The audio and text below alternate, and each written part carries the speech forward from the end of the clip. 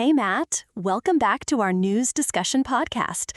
Today, we're diving into some of the most pressing stories from around the world. Hey, Dana. Thanks for having me. I'm excited to break down these stories with you. Where are we starting today?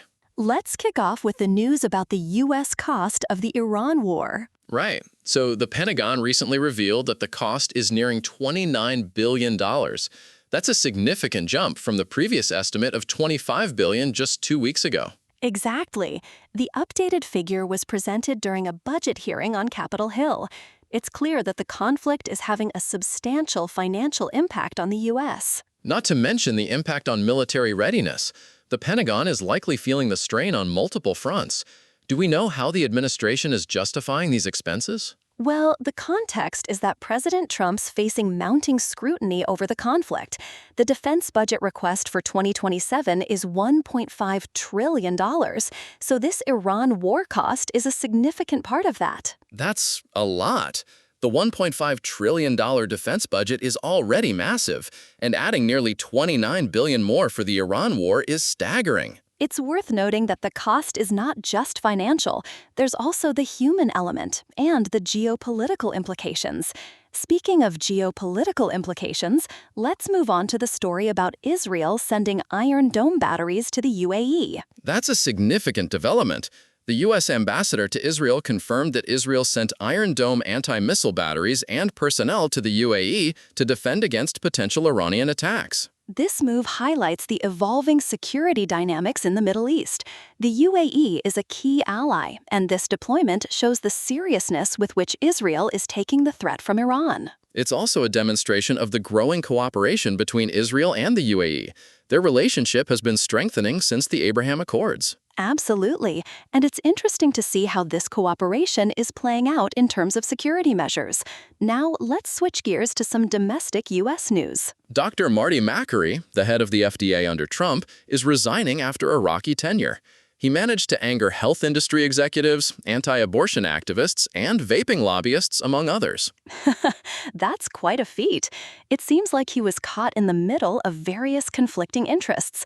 His resignation is likely to have implications for the FDA's future direction. Especially considering the current administration's stance on various health issues. Makary's departure might signal a shift in how the FDA approaches certain regulatory matters. That's a good point. The FDA plays a crucial role in public health, so any changes in leadership or direction are worth watching.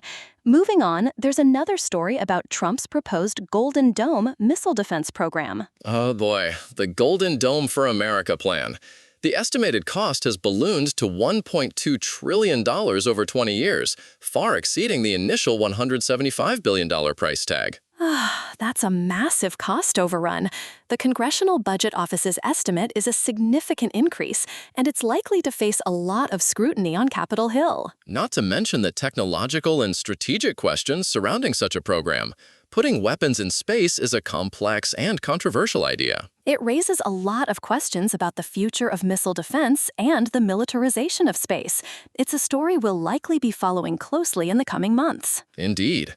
And finally, let's touch on the UK political scene with the news about Prime Minister Keir Starmer. Starmer is facing growing calls for his resignation within his Labour Party, and 2 junior ministers have quit in protest. Yet he's told his cabinet that he has no intention of stepping down. It seems like Starmer is digging in his heels. The pressure within his party is mounting, but he's choosing to push back against it. This situation is a good example of how political leaders often face internal challenges.